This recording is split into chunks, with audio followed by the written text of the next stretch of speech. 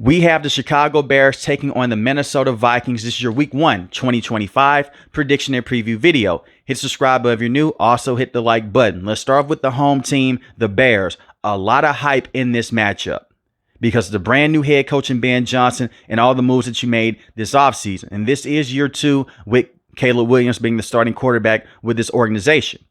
The biggest questions here for Ben Johnson is, can he get Caleb Williams to play in structure, and can he play comfortable behind this offensive line? This is a brand new offensive line unit, with the exception of the tackle position. You bring in Joe Thuney, who has been a phenomenal player in the past with Kansas City. He's an all-pro guard. Drew Dahlman, an awesome center coming over from the Atlanta Falcons. He fits that zone system that can kick out to the second level and just can give you that push that the Chicago Bears have not had in a very long time up front. And you have Jonah Jackson. Now, there's a relationship here with Ben Johnson and Jonah. Jonah Jackson is a former offensive guard for the Detroit Lions a few years ago, so he knows what Ben Johnson is looking for. The one thing that Ben Johnson got right with the Detroit Lions, he had weapons all over the field. On the outside with his wide receivers, inside with his tight end, the slot wide receivers, and the running backs coming out of the backfield. Jared Goff had a lot of time inside the pocket. The front office helped him build that offense, but he was one of the best offensive play callers that we have seen with his tenure with Detroit. Can he carry that over into Week 1 with Caleb Williams? And say what you want to say about Caleb. Caleb Williams and his numbers last year, they weren't terrible, considering the fact that his head coach got fired and Matt Eberflus.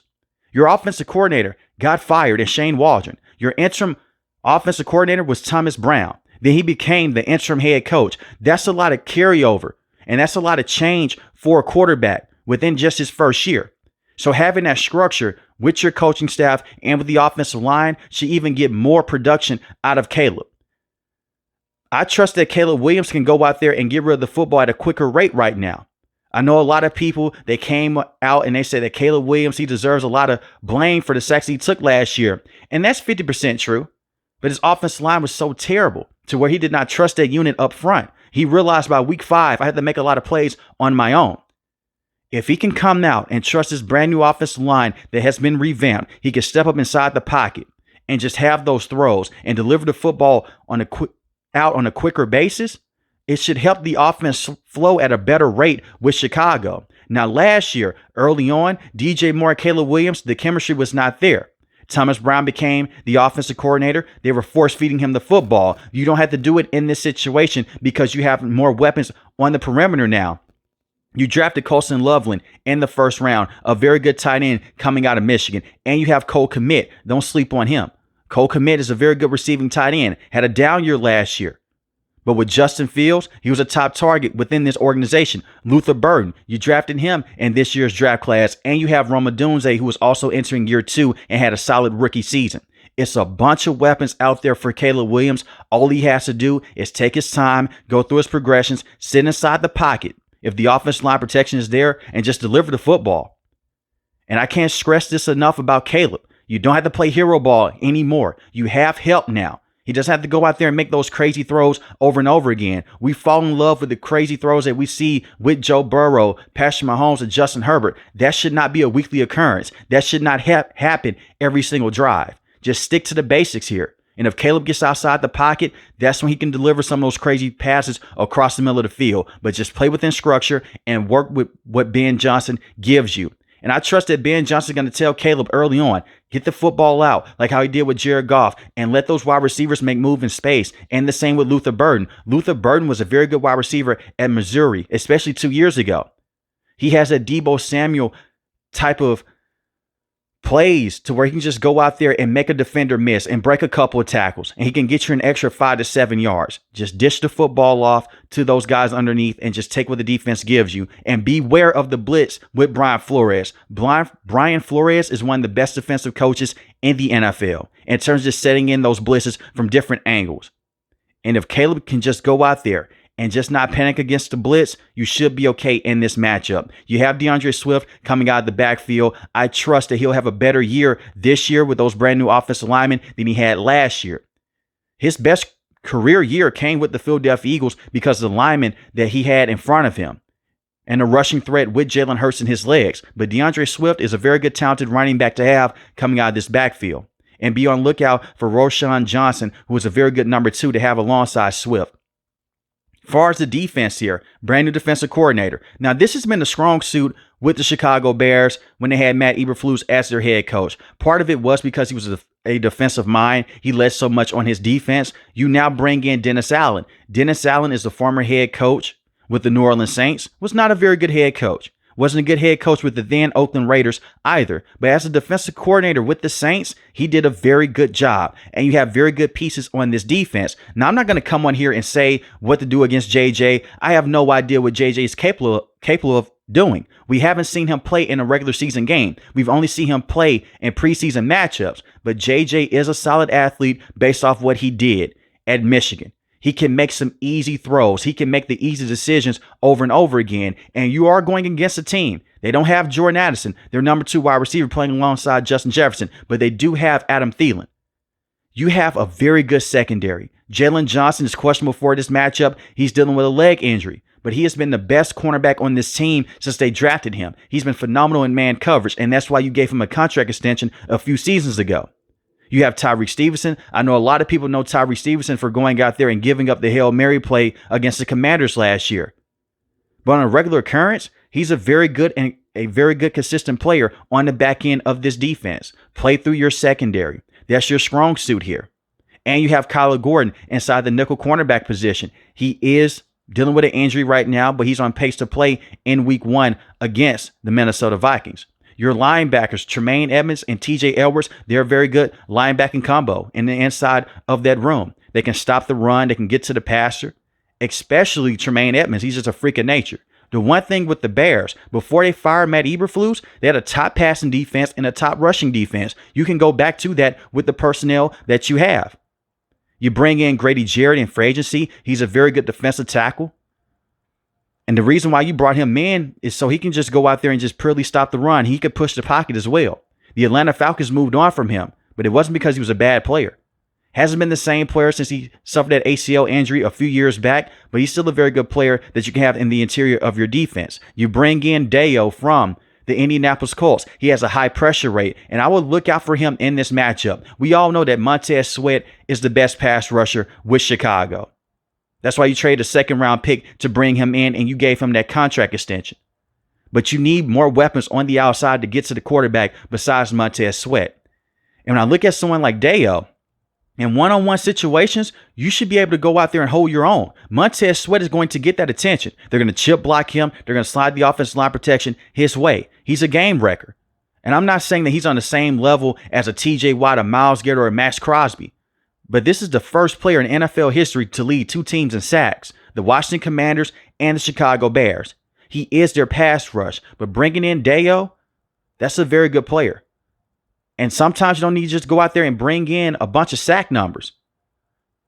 You just need to put pressure on the quarterback. So having Montez Sweat paired up with Deo, it should be a very good situation, and it should put a lot of stress on JJ. But beware of those deep shots down the field to Justin Jefferson, and the same with TJ at the tight end position. But Chicago, brighter days are ahead for sure for this upcoming year by having Ben Johnson, an actual coach that knows what to do in key situations, and the same with Caleb Williams showing you that ability from last season by just giving him more help. Now let's talk about Minnesota. Minnesota is still going to be a tough team to beat because of the weapons on the perimeter. Similar to the Chicago Bears, they brought in a lot of offensive linemen to help out their 2nd-year quarterback in JJ.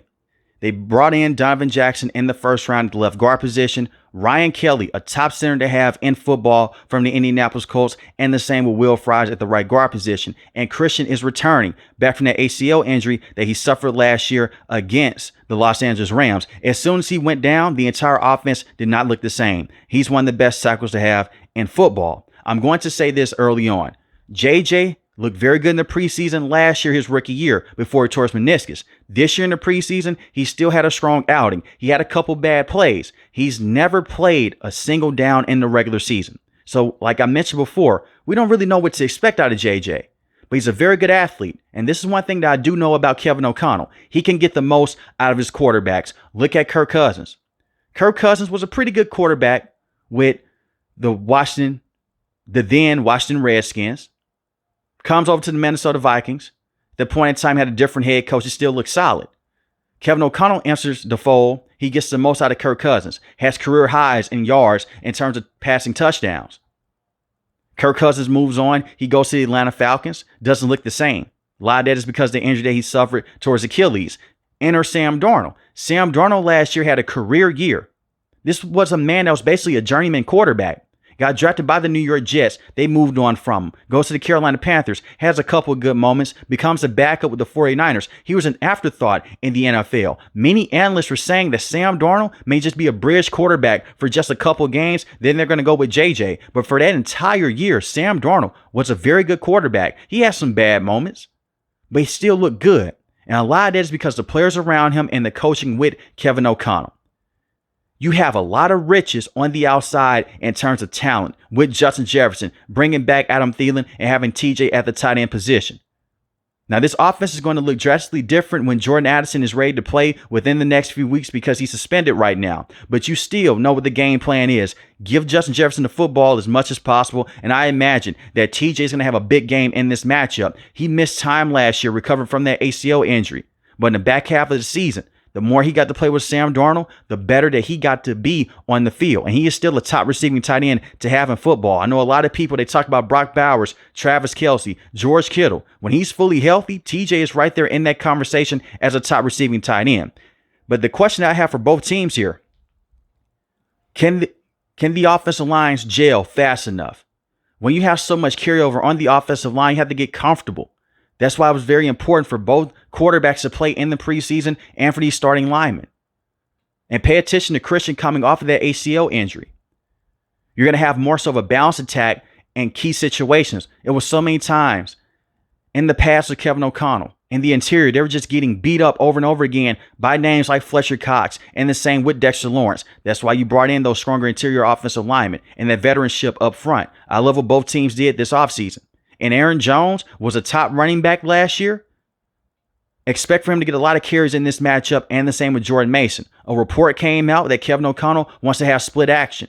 But right now, he's more comfortable with Aaron Jones. Early on in the season, a lot of coaches, they like to lean on their veteran players. Players that have been with the roster for at least a couple of years. Well, Aaron Jones has it over Jordan Mason right now. He played last year with Kevin O'Connell. Kevin O'Connell knows what to expect.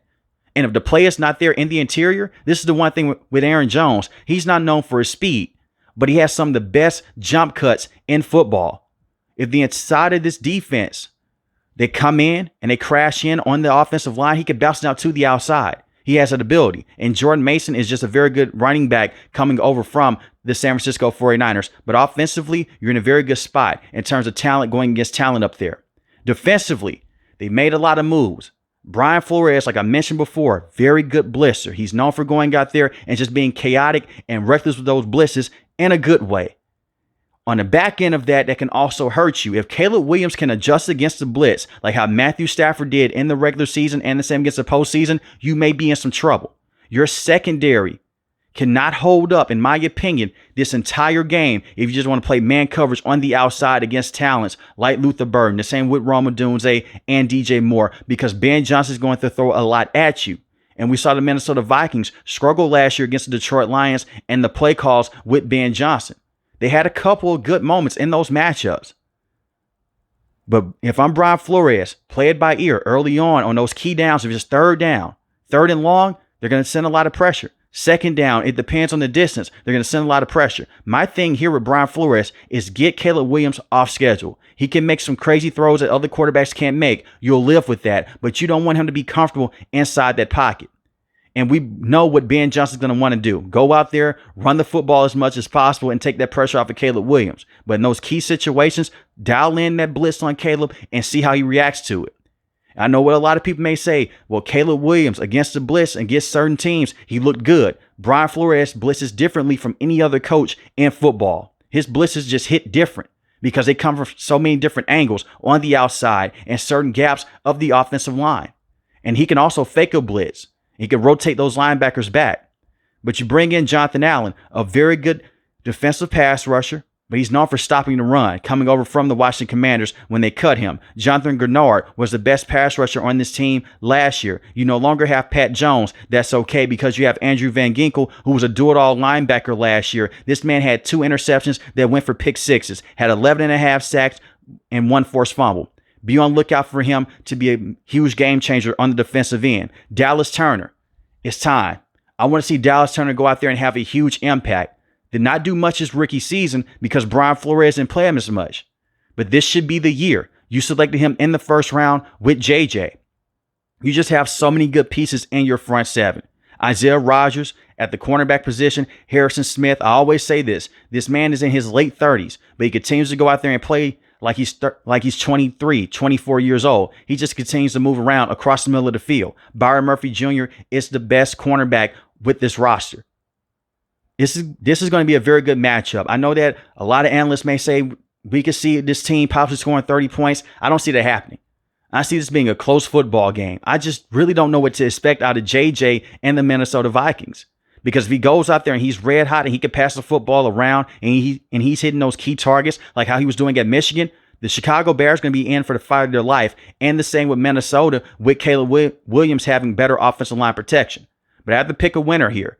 I am going with the Chicago Bears to win this game, 26-24. But let me know in the comment section below who you have winning this matchup, the Bears or the Minnesota Vikings. If you're new to the channel, hit the subscribe button. If you like the video, hit the like button. Most importantly, when each and every last one of you guys stay safe, stay positive. Thanks for the video, guys. God bless.